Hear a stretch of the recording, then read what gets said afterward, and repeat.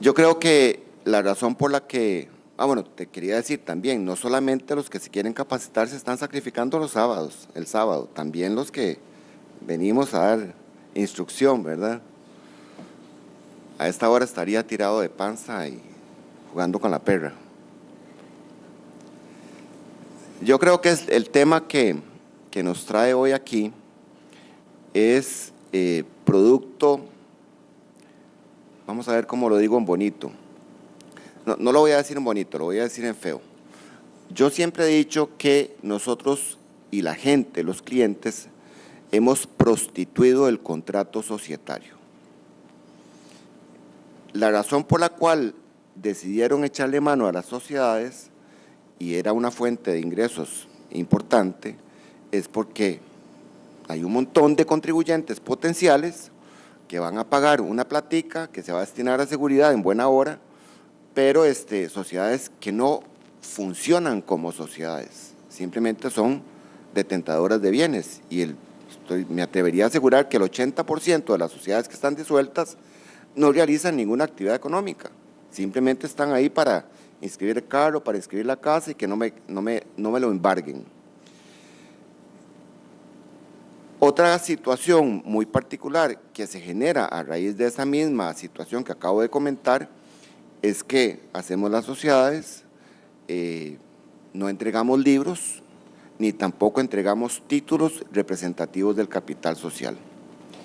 Entonces ahora vamos a ver cómo en muchas ocasiones nos dicen el notario debe dar fe de la condición de socio.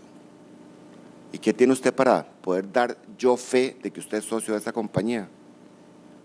De nada. No tiene títulos, no tiene libros, no hay registro de acciones. Por allá hay una disposición del registro que dice, podrán solicitar la reposición de los libros y el notario dará fe con vista del libro de registro de accionistas. Si no tienen el libro de asambleas, menos van a tener el libro de registro de accionistas, ¿verdad? Entonces, yo creo que esto nos tiene que llamar a la reflexión de que si vamos a continuar haciendo sociedades a solicitud de los clientes, porque son los clientes los que nos dicen, hágame una sociedad, hagamos el trámite completo, hagamos la sociedad, entreguemos los libros legalizados y expidamos los títulos representativos del capital social, ya sea sociedades anónimas o sean sociedades de responsabilidad limitada. Le comentaba a Eduardo ahora hace un ratito que para mí la sociedad que aplica para lo que la gente las pide es la sociedad de responsabilidad limitada y no la sociedad anónima. La sociedad anónima es una sociedad diseñada para poder colocar capital, poder tener capital, ojalá bastante, para emprender una actividad que se supone, desde la definición del tipo societario, que se supone es una actividad grande, ¿verdad? Entonces, si no es una actividad grande, si es una venta de empanaditas, una sodita, o si es simplemente para tener un bien, bueno, para tener un bien, ahora les voy a dar otro tip. Si es para un negocio pequeñito, un negocio familiar, no hagan sociedades anónimas, hagan sociedades de responsabilidad limitada. Usted no necesita una junta directiva, no tiene que tener un fiscal y no tiene que buscar gente para poner los nombres ahí y que después aparece la gente y dice, yo no sé en qué momento me pusieron a mí en esa sociedad. O como me pasó con un cliente que le digo, vea, usted tiene estas sociedades y usted sabe quién es fulano de tal. No tengo la menor idea. Y era el tesorero de la junta directiva. ¿Por qué? Porque a quienes ponemos es a los compañeros de la oficina. Y el cliente, al cabo de los años, nunca va a saber quiénes eran, ¿verdad? Entonces llega otro abogado, otro notario a hacer algún trámite con esa sociedad y le pregunta quiénes son los de la junta directiva. No sé. Hagan sociedades de responsabilidad limitada. Después les voy a dar otro tip para que no me oiga tributación directa, para que no tengan que pagar el impuesto. Ok, y estoy seguro que a la gran mayoría de los que estamos aquí en la universidad, cuando vimos el curso de sociedades, no nos explicaron qué era disolución y liquidación. O sea, yo recuerdo que a mí me mencionaron el artículo 201 por encimita y ahí paró la historia. Entonces, no nos ocupamos del final, de las sociedades. ¿Cómo hacemos para cerrar una sociedad? No nos enseñan, y parte de esa no enseñanza de las universidades es los que los tienen ustedes aquí sentados hoy sábado, tratando de entender qué es lo que pasa, cómo se hace para cerrar una sociedad. ¿Me equivoco? Entonces vamos a empezar por el principio. ¿Cómo nacen las sociedades? ¿Cómo nacen jurídicamente? ¿Cómo pueden empezar a realizar actividades? ¿Cómo tienen la condición de sujetos de derecho? Recuerden que el Código Civil es de 1889, ¿verdad? Ya ahí está el principio de cómo vamos a hacer para crear una sociedad. Y otra cosa, en el Código Civil existen sociedades civiles. Y en el Código de Comercio de 1964, si no me equivoco, es donde aparecen las sociedades mercantiles. Entonces, desde 1889 tenemos esa figura de sociedad civil. No está derogada, ahí está vigente. Y ese va a ser parte de los tips. El Código Civil dice que la existencia de las personas jurídicas proviene de la ley o del convenio conforme a la ley. El Estado es de pleno derecho persona jurídica. Entonces, las sociedades a las que nos vamos a referir hoy son aquellas constituidas por convenio conforme a la ley. El contrato societario que nosotros hacemos con el machote que tenemos en la computadora es el convenio conforme a la ley, que tiene que reunir todos los requisitos que establece el Código de Comercio, y después va a ser revisado por un registrador y nos va a decir si cumple o no cumple con los requisitos. Con la particularidad de que las sociedades mercantiles, su existencia, el primer gritillo después del parto, es cuando quedan inscritas. Antes no es sujeto de derecho. El nacimiento de la persona jurídica es con su inscripción. Entonces tenemos que cumplir toda la fase previa para pagar los timbres, presentar la escritura, sí. Y obviamente que nos la aprueben, ¿verdad? Entonces, a partir de ese momento tenemos una sociedad debidamente inscrita, nació al mundo jurídico. Y el artículo 18 nos dice cuáles son esos requisitos que debe tener toda sociedad mercantil, dependiendo del tipo. Después vamos a ir al tipo particular y vamos a analizar cuáles son las características propias de los diferentes tipos de sociedades. Yo estoy seguro que casi nadie ha hecho una sociedad en nombre colectivo o una sociedad en comandita. No se acostumbra, ¿verdad? Yo le decía a mis alumnos, ¿por qué ustedes hacen sociedades anónimas y no hacen sociedades de responsabilidad limitada? Y la explicación para mí es porque es el machote que hay en la oficina. O sea, ¿cuántos se han puesto a estudiar las bondades de la SRL versus la SA? Y es más, los clientes le dicen a uno, yo quiero que me haga una sociedad anónima. No, mire, señor, haga una SRL, es mejor, porque No, yo quiero una sociedad anónima. Okay. Está bien, sociedad anónima, ¿verdad? El artículo 20 del Código de Comercio dice, las sociedades inscritas en el registro mercantil tendrán personería jurídica. Y vean qué interesante este artículo. Ahora que estaba preparando esta presentación, descubrí eso. Dice, declarada la inexistencia o la nulidad del acto constitutivo. Cuando nosotros hablamos de nulidad, nos devolvemos al momento antes del acto. Entonces, si se declara la nulidad o la inexistencia del acto constitutivo, o sea, el pacto societario, el contrato societario, dice, se procederá a la disolución y liquidación en la sociedad, se procederá de la sociedad sin efecto retroactivo.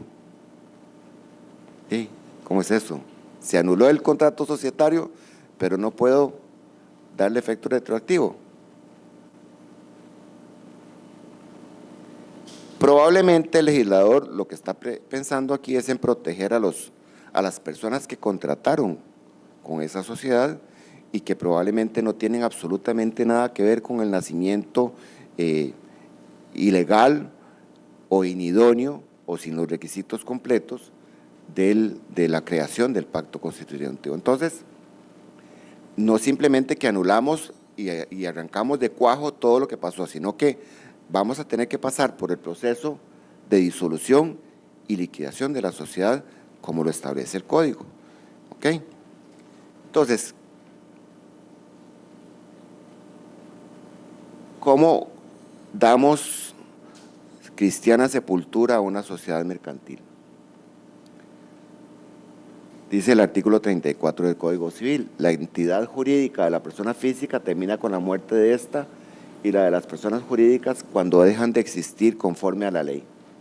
Entonces aquí podemos hacer un paralelismo entre la muerte de la persona física con la disolución y el proceso sucesorio de las personas físicas con la liquidación. O sea, para los efectos de la entidad jurídica, persona física o persona jurídica, vamos a tener que hacer lo mismo. Si la persona física no tenía nada, se murió sin tener activos, sin tener deudas también, ojalá, ¿verdad? Pues no hay que abrir la sucesión. Igual pasa con las personas jurídicas. Si las personas jurídicas no tienen deudas ni tienen activos, no tenemos que hacer liquidación, porque la liquidación de lo que se trata es de, valga la redundancia, de liquidar el patrimonio de un sujeto, así como la sucesión va dirigida a liquidar el patrimonio de ese sujeto, de esa persona física, considerando activos y pasivos, ¿okay? Deudas y bienes. Entonces, para los efectos de la liquidación de una sociedad mercantil, lo que vamos a hacer es la sucesión de la persona jurídica, ¿verdad? Con un trámite un poco diferente porque no tenemos albacea, sino que tenemos un liquidador. Y a veces esos procesos liquidatorios se pueden complicar. Yo tengo una sucesión donde hay 2 herederas y tienen 11 años, ya van por el 6º proyecto de cuenta partición. Todo el mundo se agarra con todo el mundo y probablemente ese proyecto de cuenta partición cuando lo aprueben va a ir hasta casación y probablemente dentro de 6 años, si yo estoy vivo y venga a darles alguna charla en algún momento, les voy a decir, ¿se acuerdan de aquella sucesión? Ahí está todavía, no ha terminado. Entonces, para la persona física hablamos de fallecimiento, sucesión, y para la persona jurídica hablamos de disolución, liquidación. En el tema que nos ocupa hemos tenido 2 leyes, la 9024, que fue la que fue declarada parcialmente inconstitucional por la Sala Constitucional, y la 9048, que es la que los tiene a ustedes aquí sentados y a mí aquí hablando, ¿verdad? En términos generales, podemos decir que la ley 9024 creó el impuesto, pero le otorgó la facultad de administración y cobro al registro público, mientras que la 9428 dijo, es el mismo impuesto, la ley es básicamente muy parecida, muy parecida, pero el impuesto lo administra tributación directa. O sea, yo creo que es lo natural, todos los impuestos deben ser manejados por la entidad llamada a manejar impuestos, y en este caso es tributación directa. Por eso es que cuando queremos consultar el impuesto de las sociedades de este año, no lo vamos a encontrar en la base de datos del registro. Tenemos que entrar a la base de datos de tributación directa, porque ya está vigente, ya las sociedades que están activas, que no han sido disueltas, tienen que pagar el impuesto del 2017, la parte proporcional desde la fecha que se creó la ley hasta el 31 de diciembre de este año. El 1 de enero nos vuelven a decir, ya usted tiene que pagar otra vez, ¿verdad? Entonces, este impuesto de la ley 9428, para ubicar cuánto es y cómo pagarlo y demás, base de datos de tributación directa, no la base de datos del Registro Nacional. Las que tienen impuestos pendientes de la ley vieja, ahí está la base de datos del Registro Nacional y la podemos seguir pagando casi que de la misma forma que lo hacíamos antes.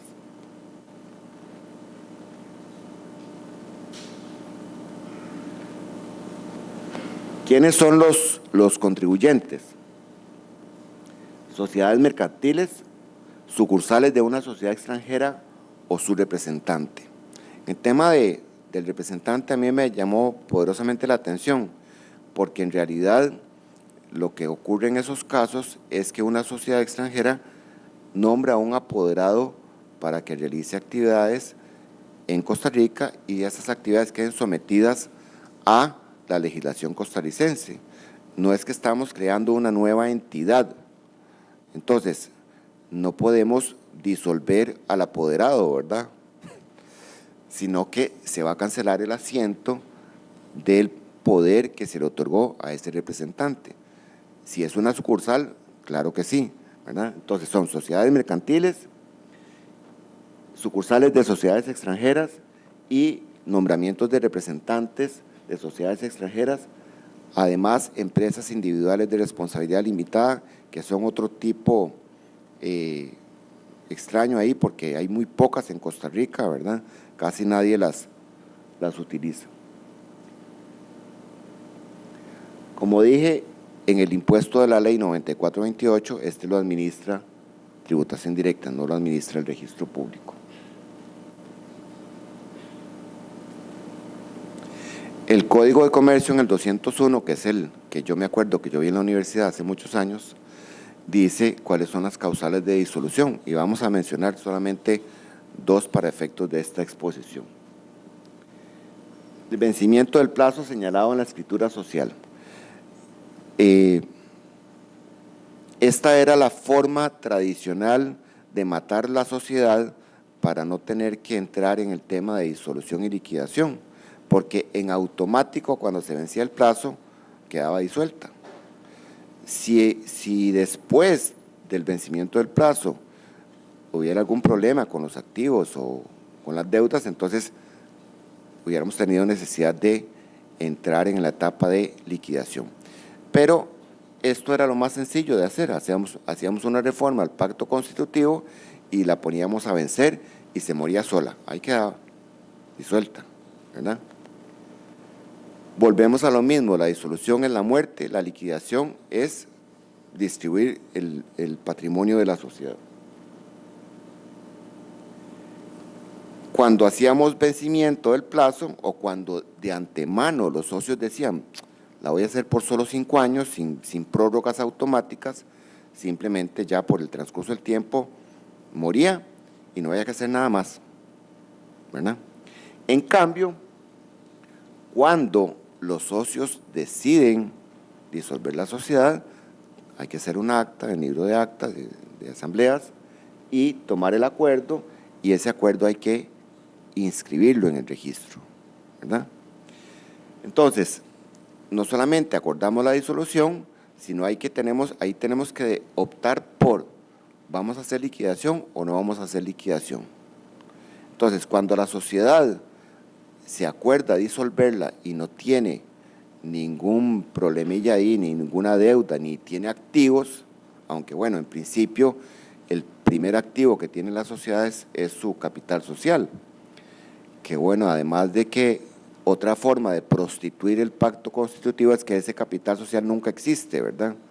O sea, el aporte de los socios en efectivo nunca ingresa a las cuentas de la compañía, porque las malas prácticas nos han llevado a que las sociedades funcionen de esa manera. Entonces, resulta que es una sociedad de papel que no tiene plata, ni siquiera los 100,000 colones del capital social, no existen, ¿verdad? Entonces, cuando tomamos el acuerdo para disolver la sociedad y esta sociedad no tiene ningún activo, no tiene nada que repartir, todo el mundo está de acuerdo, simplemente hacemos en el acta, decimos, acuerdan la disolución, no existen pasivos ni activos, no se requiere nombramiento de liquidador, listo, no tenemos que hacer liquidación. Okay.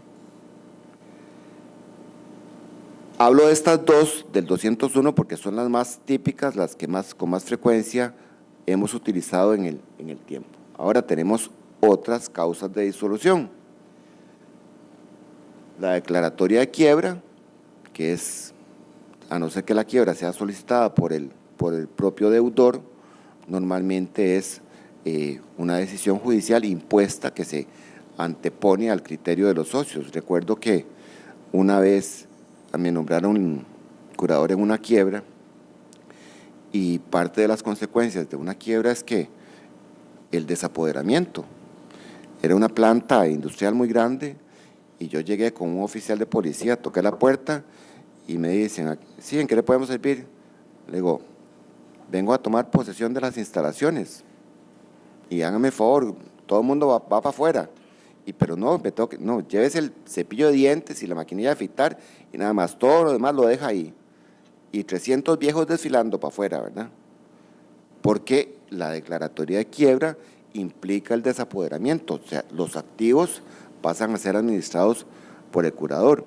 Ahora, cuando se declara la quiebra, normalmente es en beneficio de los acreedores, pero cuando se hace la disolución o liquidación, dice un autor, que es en beneficio de los socios. ¿Por qué? Porque lo que andamos buscando es que me devuelvan lo que quede del capital social o del patrimonio de la compañía y yo recibir la parte proporcional de lo que yo aporté en su momento para que la sociedad empezara, bueno, si es que lo aporté, ¿verdad? Porque ya dijimos que normalmente hacemos sociedades y no hay aportes reales, quedan en el papel con esa famosa letra de cambio que hacemos, ¿verdad? Y que se entrega al tesorero de la compañía o al presidente y en realidad nunca hay plata. Y esas letras de cambio, otro gran defecto, ¿verdad? En muchas ocasiones ni siquiera se emiten o si se emiten no se cobran, porque en realidad quien tenga la administración de los dineros de la compañía debe cobrar esas letras y los socios deben poner la platica, ¿verdad? No es que ahí quedó. O sea, es otra pésima costumbre que tenemos cuando hacemos sociedades mercantiles. Bueno, ya sabemos que la declaratoria de quiebra, pero también nos crearon otra causal de disolución con estas dos leyes. Y el hecho generador es el no pago del impuesto durante 3 periodos consecutivos. Entonces, tenemos 266,000 sociedades que están disueltas por no haber pagado el impuesto durante 3 periodos consecutivos. ¿Okay? Ahora tenemos una nueva ley que vamos a esperar dentro de 3 años a ver qué pasa si otra vez vuelve a ocurrir ese fenómeno, ¿verdad?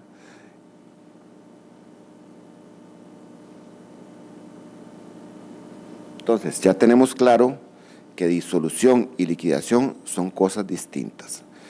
Sin disolución no puede haber liquidación. O sea, la disolución es un requisito previo sine qua non para poder entrar a la liquidación, así como la muerte de la persona física, el fallecimiento o la declaratoria de ausencia provoca la apertura de la distribución de los bienes del muerto.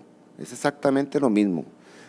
Muerta la sociedad, vamos a distribuir, vamos a pagar las deudas y lo que quede lo vamos a repartir entre los socios. Entonces, la liquidación es, como lo dije, liquidar un patrimonio de esa persona jurídica, que incluye pasivos y activos. O sea, no es solamente agarrar la parte que me toca, ¿verdad? También tenemos que participar a los que sean acreedores de la compañía.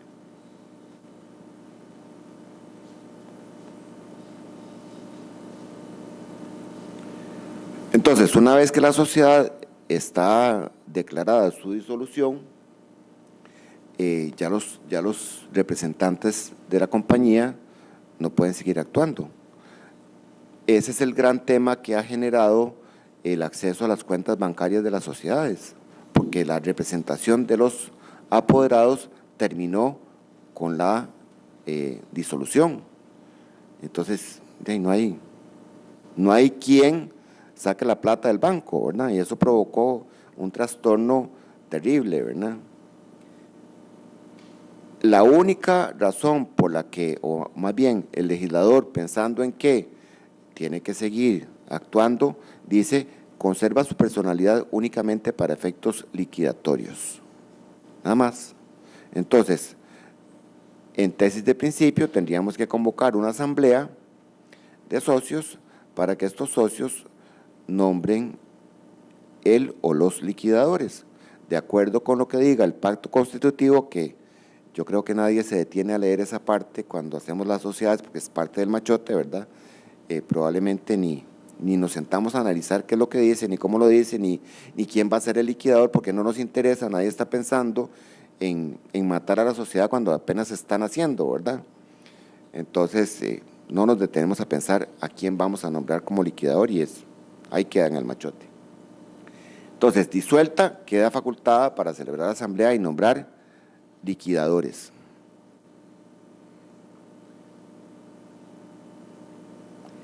El nombramiento de ese liquidador, y aquí empezamos con los temas de platas. El nombramiento de ese liquidador hay que inscribirlo en el registro. ¿Qué pasa si la sociedad debe impuestos?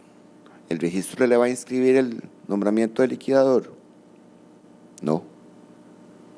O sea, por todo lado nos van a generar la necesidad de pagar los impuestos adeudados, porque la consecuencia por el no pago de impuestos es que no nos inscriben documentos, no podemos contratar con el Estado, ¿verdad?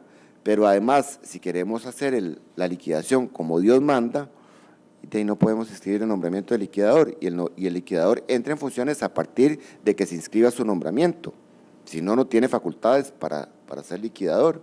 Entonces, ahí entra el primer medio coactivo que nos dice, bueno, ya le disolvimos la sociedad, usted puede nombrar liquidador en una asamblea, pero primero págame los impuestos para inscribir el nombramiento de liquidador.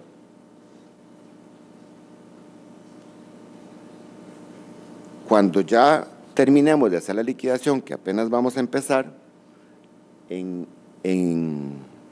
esa adjudicación de los bienes tiene que comparecer ese liquidador y tenemos que dar fe de su nombramiento inscrito en el registro. No es que, no, obviemos la inscripción del liquidador en el registro, no, porque para la adjudicación tenemos que, como notarios, dar fe de que ese liquidador está nombrado bajo las citas tales y tales, ¿ok?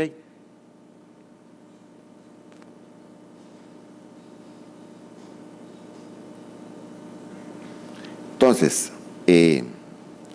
si los socios están de acuerdo, si están todos, muy lindo, muy fácil. Bueno, tenemos también el tema de que normalmente las sociedades pertenecen, el 100% del capital social pertenecen a una persona, entonces probablemente no tengamos mayor complicación. Entonces podemos hacer la asamblea, nombrar el liquidador. Primero revisamos qué dice el pacto constitutivo sobre el nombramiento del liquidador, primera vez que nos vamos a detener en esa cláusula, ¿verdad? Porque cuando hicimos la sociedad ni nos interesamos en ello. Es un acta de asamblea general extraordinaria para el nombramiento del liquidador. ¿Qué pasa si los socios no se ponen de acuerdo? Entonces, resulta que en el Código Procesal Civil existe un procedimiento para hacer el nombramiento de liquidador. Dice a gestión de parte interesada.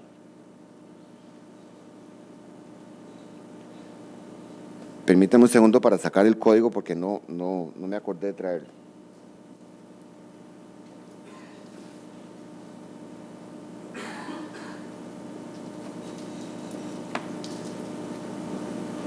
De una forma particular, resulta que este proceso está dentro de los trámites, dentro del capítulo de los procesos sumarios, pero el 545 dice, aunque está dentro del capítulo de los procesos sumarios, dice que se tramitará como un abreviado.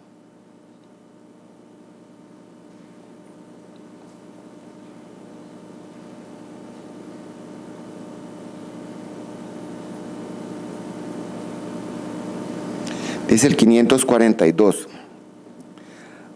cualquiera de los socios de una sociedad comercial podrá solicitar la declaratoria judicial de la disolución y la consiguiente liquidación con base en las causales previstas en la ley.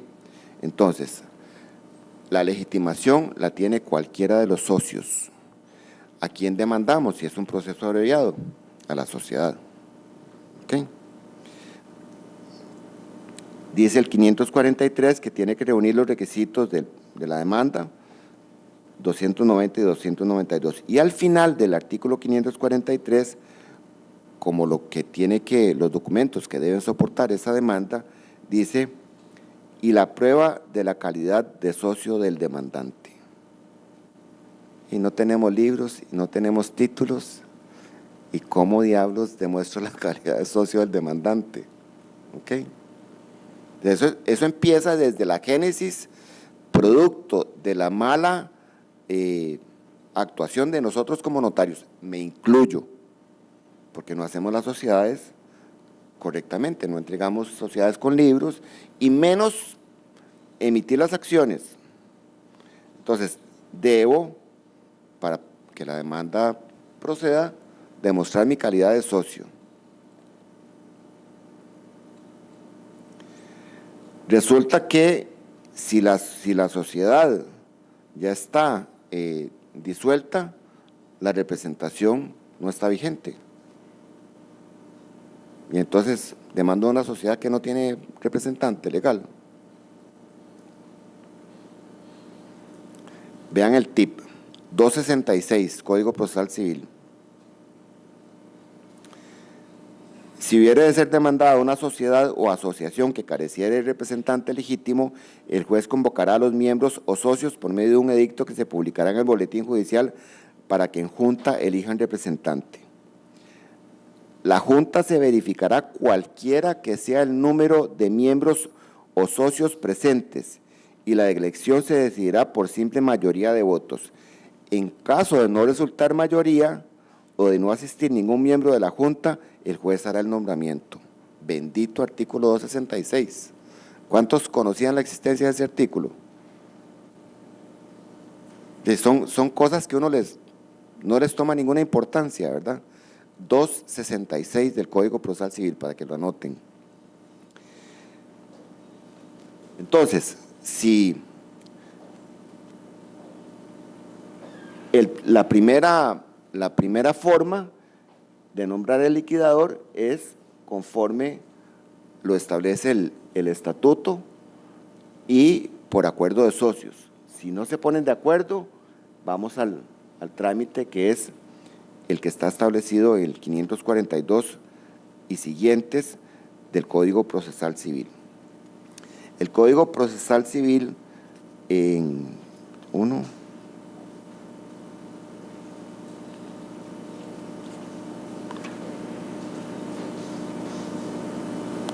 para la liquidación tiene un artículo en el Código Procesal Civil para la liquidación, y para la disolución 4 artículos nada más. O sea, es una regulación bastante exigua.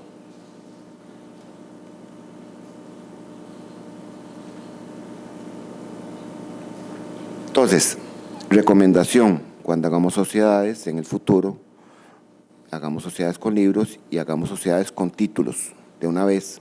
Si el título se pierde, podemos hacer reposición de títulos conforme a lo que establece el Código de Comercio de reposición de títulos, ¿verdad? Pero tengamos ese cuidado. Toda esta legislación, toda esta trama, toda esta situación que se ha generado y el proyecto Lázaro, que ahora Eduardo les va a hablar, que bueno, eso es, ahora le dije, te felicito por ese proyecto, es una maravilla, porque viene a resolver las tortas de nuestra propia ineficiencia, de nosotros los abogados, como hacemos las sociedades. Y obviamente de los clientes que no pagan los impuestos, ¿verdad?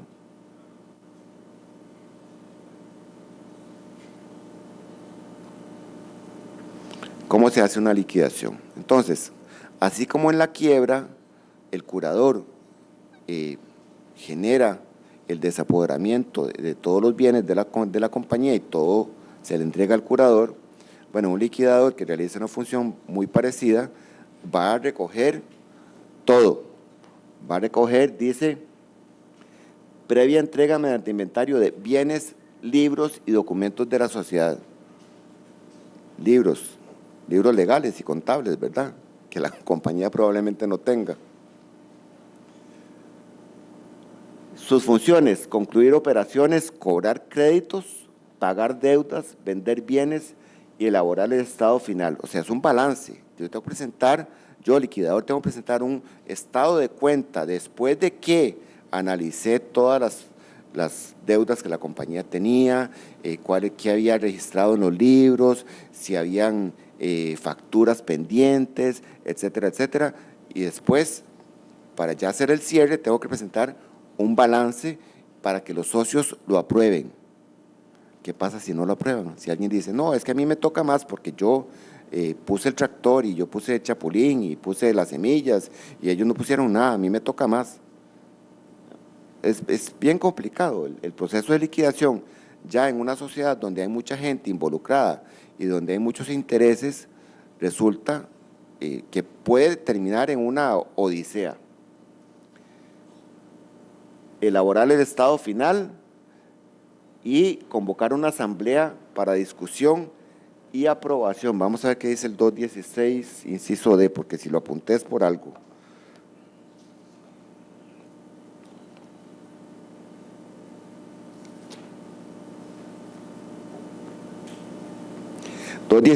Del Código de Comercio, inciso D, dice, transcurrido ese plazo, los liquidadores convocarán a una asamblea general de accionistas presidida por uno de los liquidadores.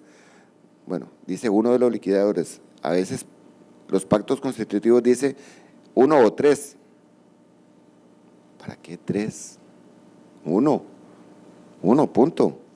Es como si pusiéramos 3 curadores para una quiebra. Presidida por uno de los liquidadores para que apruebe en definitiva el balance de liquidación. Una vez que terminamos y todo el mundo estuvo de acuerdo, felices, y ya se pagaron las deudas y lo que quedó es esto, entonces ahora sí, dentro de ese planteamiento que se conoce en esa asamblea, hay que decir cuánto le toca a cada quien o qué le toca a cada quien, porque dependiendo del tipo de sociedad, si hay aportes de bienes inmuebles, dice el código que se debe preferir a quien lo aportó para devolvérselo. ¿Okay? Dependiendo es en la sociedad en nombre colectivo, creo que era. Dice el 217, entregar a cada socio la parte que corresponde del haber social contra entrega de los títulos, otra vez, contra entrega de los títulos. Deme las acciones y le doy su chequecito. Ah, no, es que no tengo acciones. No le puedo dar el cheque, porque yo tengo que destruir esos títulos. Esos títulos pueden eventualmente, dependiendo del tipo de títulos, podrían circular. Los títulos, valores, están destinados a circular.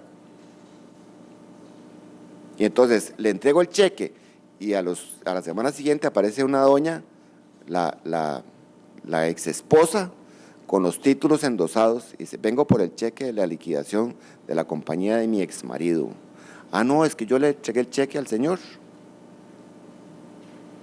Otra vez, entonces vea cómo brinca la liebre a cada rato diciendo, haga las sociedades y haga los títulos, no haga sociedades sin los títulos, ¿verdad?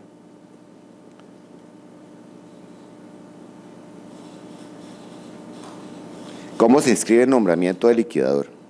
Bueno, ya dijimos que para inscribir el nombramiento de liquidador tenemos que pagar los impuestos. Si no fuera por la moratoria que tenemos ahora con esta nueva ley que dice que los impuestos se pueden pagar sin multas y sin recargos, y si no fuera por eso, hoy por hoy el monto del adeudado sería gigante, ¿verdad? Y otra vez, gracias a los que incluyeron esa normita en la nueva ley, ¿verdad? Porque va a permitir que nos pongamos al día o que las sociedades se pongan al día y eventualmente recuperar los bienes inmuebles o los vehículos o lo que esté ahí, ¿verdad? Puede ser hasta una marca de ganado, ¿verdad? Si el acuerdo de disolución y nombramiento de liquidador se hace en acta de asamblea, pues simplemente protocolizamos el acta, le inscribimos en el registro, listo. Si no se pusieron de acuerdo y tuvieron que ir donde el juez, entonces ejecutoria del juzgado para presentar al registro y que inscriban a quien el juez decidió nombrar como liquidador.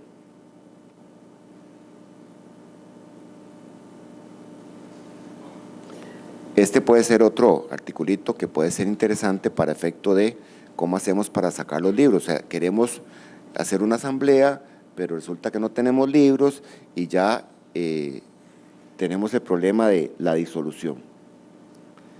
Dice el artículo 10 bis de este reglamento del registro que a falta de representante legal, los socios pueden pedir la legalización de los libros. Pero vean lo que dice al final. Dicho acto deberá efectuarse en escritura ante notario público, quien deberá dar fe con vista en el libro de registro de socios o de los respectivos títulos accionarios que los comparecientes solicitantes de los libros en mención son los únicos socios de la sociedad en cuestión. Otra vez, estamos ahí pegados, ¿verdad? Y ahora que ese tema de la actividad del notario es tan delicada, ¿verdad? Porque tenemos a la DNN vigilándonos, no podemos dar fe si no tenemos respaldo o soporte para dar fe de eso que estamos dando fe.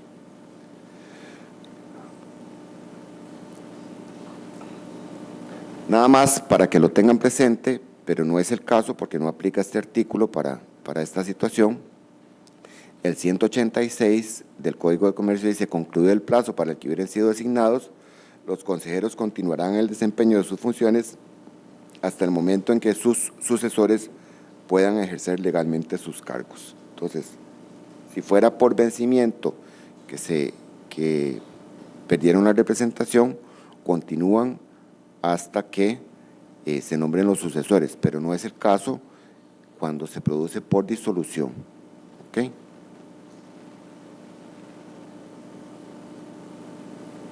Es una explicación que me encontré de un autor que dice: la liquidación se refiere al proceso por el cual se ordenan las cuentas de la sociedad, se pagan las obligaciones laborales con los empleados, muy importante, ¿verdad?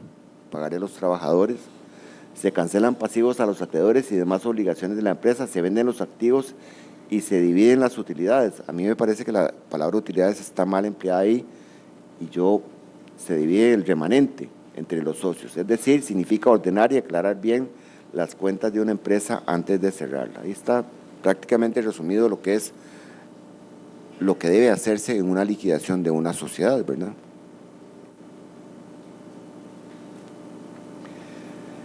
En esta sentencia, recuerdan que yo dije, el 542 del CPC dice: cualquiera de los socios podrá solicitar la declaratoria judicial de disolución y la consiguiente liquidación. Esta sentencia vino a ampliar la legitimación y a decir que no solamente los socios están legitimados para pedir la disolución y liquidación, sino que también terceros que tengan un interés legítimo. Entonces resulta que apareció una señora con un bien que tenía que ser traspasado a su nombre, que pertenecía a una sociedad. Ella presenta la solicitud de disolución y liquidación y la discusión giró en torno a que ella no tenía legitimación, y el tribunal terminó diciendo que sí la tenía, porque tenía un interés legítimo. Entonces, a pesar de que gramaticalmente una interpretación literal del artículo 542 dice cualquiera de los socios, la jurisprudencia dice se extiende la legitimación a personas que tengan un interés legítimo para hacer esa solicitud.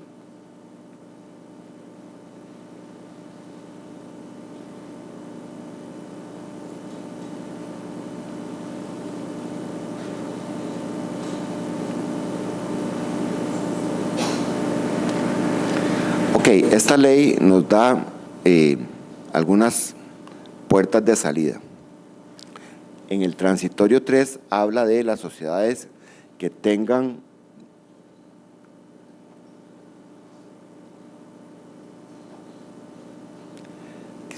que hayan estado inactivas ante la autoridad tributaria por al menos 24 meses. Entonces, esto opera para sociedades que no están declaradas en estado de disolución. Este transitorio no es para las 266,000 sociedades que ya están disueltas, ¿ok? Pagó el 2013, pero no pagó el 2014-2015. No, es una sociedad que no realiza actividades, no tiene que estar inscrita en tributación directa, ¿verdad? Pero no está disuelta porque no ha caído en el hecho generador del no pago de los 3 periodos. O sea, sigue ahí. Entonces nos dan el beneficio de que podemos traspasar los bienes exentos de impuestos sobre traspaso y pago de timbres y derechos registrales. En un principio todo el mundo pensó que para las sociedades disueltas se iba a poder optar por esta situación, pero no es así. O sea, para las sociedades disueltas tenemos que hacer el otro trámite que ahora lo vamos a ver. Para las sociedades que solamente dejaron de pagar 1 o 2 periodos, podrían aplicar este. Pero si no pagaron los 3 periodos y están disueltas, no aplica este transitorio.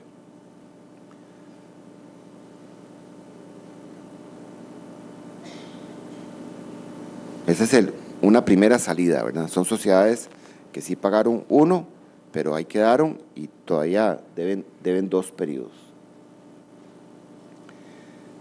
Y aquí yo decía, esta es la última filmina. Yo no me voy a meter mucho en esto porque esto lo va a comentar Eduardo. La famosa ley Lázaro, ¿verdad? Antes de meternos, o sea, aquí vienen los consejos, antes de meternos en todo el procedimiento de nombrar liquidador, de entregarles los libros, que haga el balance, que averigüe quiénes son los acreedores, que vender los bienes, porque si no son de fácil distribución, hay que venderlos para ponerlos en dinero en efectivo y entregar a cada socio la parte que le corresponde. Va a ser un trámite complejo, siempre tenemos que pagar los impuestos para poder inscribir el nombramiento de liquidador, hacer el balance, hacer la asamblea, etcétera, etcétera. Entonces, este transitorio nos da la salida. En cualquier escenario hay que pagar los impuestos, con la ventaja de que ahora podemos pagar los impuestos sin multas ni intereses, ¿verdad? Esta posibilidad vence el 15 de diciembre del 2017, porque la ley establece un periodo de 3 meses.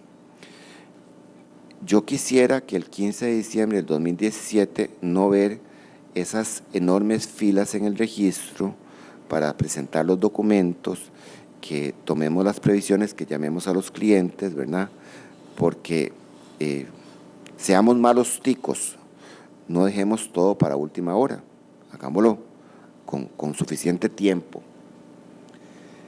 Entonces, después del 15 de diciembre, dice que para presentar la solicitud de cese de disolución vence el 15 de enero del 2018. Tenemos que pagar los impuestos antes del 15 de diciembre del 2017. Después de eso, tenemos un mes más para presentar la solicitud de cese de disolución. Otra vez, váyanse tranquilos, fin de año, no vengan de vacaciones pensando en que el 15 de enero tienen que presentar 18 solicitudes de cese de disolución, ¿verdad?, o más, y que hay una fila de 500 personas en el registro para presentarlas, ¿verdad? No sé cuándo reabre el registro, el 8 de enero seguro. Entonces van a ser solo 7 días en el mes de enero para presentar los ceses de disolución. ¿Qué permite este transitorio? Bueno, si pagamos los impuestos otra vez, siempre por todo lado tenemos que pagarlos. Si pagamos los impuestos, pero esta vez sin recargos, vamos a poder recuperar las sociedades. No tenemos que hacer la liquidación, que es bastante complicada, como ya lo vimos. Hay otros pormenores que no vamos a entrar a ver, pero pagamos los impuestos y recuperamos la sociedad. O sea, revivió el muerto. Lázaro, levántate y anda, ¿verdad? Y se levantó. Dice, misma condición jurídica en que se encontraban antes de su disolución con los efectos retroactivos que ello conlleva. Recuperamos la representación de los apoderados y tenemos otra vez disposición de los activos y nos van a habilitar las cuentas bancarias si es que por alguna razón nos congelaron las cuentas.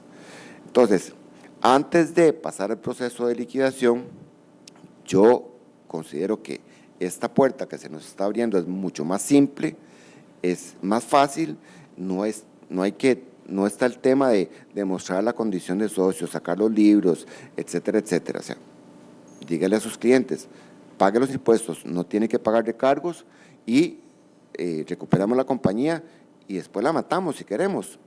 Ya una vez que hayamos sacado todos los bienes de la compañía, podemos hacer lo que les dije, se declara en Asamblea General la disolución, no hay activos ni pasivos, no hay necesidad de nombrar liquidador, así lo ponemos en el acta y listo. O, aquí viene el tip, ¿alguien ha constituido una sociedad civil alguna vez? Levante la mano. ¿Una? 2. Resulta que la sociedad civil, que está regulada en el Código de Comercio, en el Código Civil, y que el machote está en Masterlex, voy a hacerle propaganda que no me están pagando, ya cumple la misma función que una sociedad mercantil. Exactamente igual. Ahí podemos meter el carro, ahí podemos meter la casita, los apartamentos, lo que quieran. Puede realizar actividades comerciales y no paga impuestos. Y que no me diga tributación directa, ¿verdad? Entonces, podemos recuperamos la sociedad mercantil, cogemos el libro de actas de asamblea y transformamos la sociedad anónima, la sociedad de responsabilidad limitada, la transformamos en una sociedad civil. Sigue siendo la misma compañía, pero ya no va a ser contribuyente en impuesto a las sociedades. Simplemente se va a llamar sociedad civil. Hasta puede tener, puede tener el mismo nombre, ¿verdad? Bueno, con eso concluyo. Yo estoy seguro que hay 200 preguntas, ¿verdad? Yo siempre he dicho que donde hay 2 abogados hay 3 opiniones, ¿verdad? Y si imagínense aquí hay 300, deben haber 600 preguntas. El tema no es pacífico y se ha presentado para mucha discusión, sobre todo por algunas directrices que ha dado el registro, por algunas omisiones que tiene el legislador. Eduardo ahora les va a explicar sobre otro proyecto que hay ahí para que no tengamos necesidad de tener los libros, ¿verdad? Pero bueno, yo siempre creo que hacer las cosas correctamente puede evitar problemas. Entonces, si hacemos sociedad con libros, sociedad con títulos accionarios o títulos representativos de cuotas de una vez, los invito a que estudien la figura de la sociedad de responsabilidad limitada. También el machote está en todos estos sistemas. Es una sociedad que se acomoda mucho mejor para las actividades que realizan nuestros clientes. Entonces,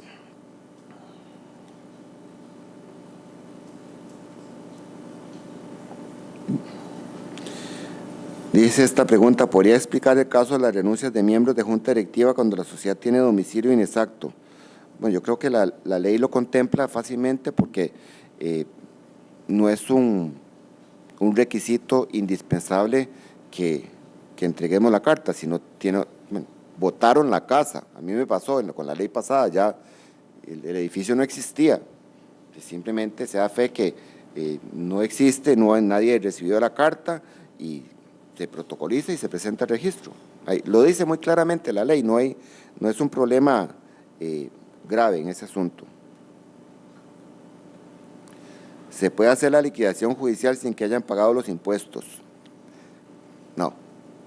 Para nombrar el liquidador, la sociedad tiene que tener los impuestos al día porque no se va a inscribir. Bueno, ahí tendríamos una situación interesante porque es una ejecutoria y puede el registro negarse a inscribir una ejecutoria de un juez. Probablemente el registrador le va a poner para que pague los impuestos primero, pero tiene su rinconcito por donde meterse. Si la sociedad no tiene los libros legales, ¿se puede recurrir a que el juez realice el nombramiento del liquidador? Sí, el nombramiento del liquidador lo puede hacer el juez. Recuerden que aunque los socios no se pongan de acuerdo, el tema no es tener los libros cuando usted va ante el juez, el tema es demostrar su condición de socio para que le den trámite a su gestión.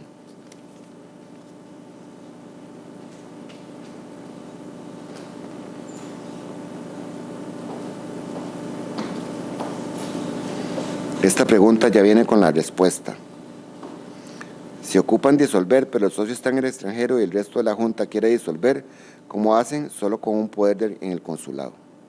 Perfectamente. Recuerden que para que los socios participen en asambleas, el código habla de la famosa carta poder, que es un documento en papel simple, autenticado por abogado, y ya con eso pueden participar en una asamblea. El tema de la liquidación en sede notarial también requiere, ese es otro tema que estábamos discutiendo ahora, la participación del 100%, porque actividad judicial no contenciosa en sede notarial tiene que no puede haber contención entre ninguna de las personas interesadas. Entonces, en el momento que existiera contención, pues ya pierde competencia el notario, no puede tramitar el procedimiento. Eduardo también va a hablar de otro Lázaro que anda por ahí en ese tema.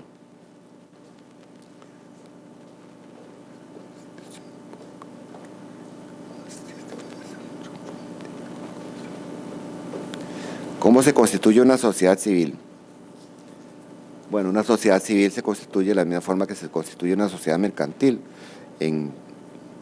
Ante mí comparecen tales y tales y dicen que vienen a constituir una sociedad civil que se regirá por los siguientes cláusulas. Y copiamos de Masterlex y listo.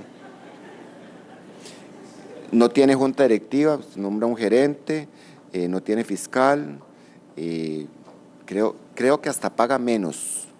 Creo que no paga el timbre de educación y cultura, o algún timbre menos no paga ahí. Y esto me pasó porque un muchacho que estaba, ya está la última,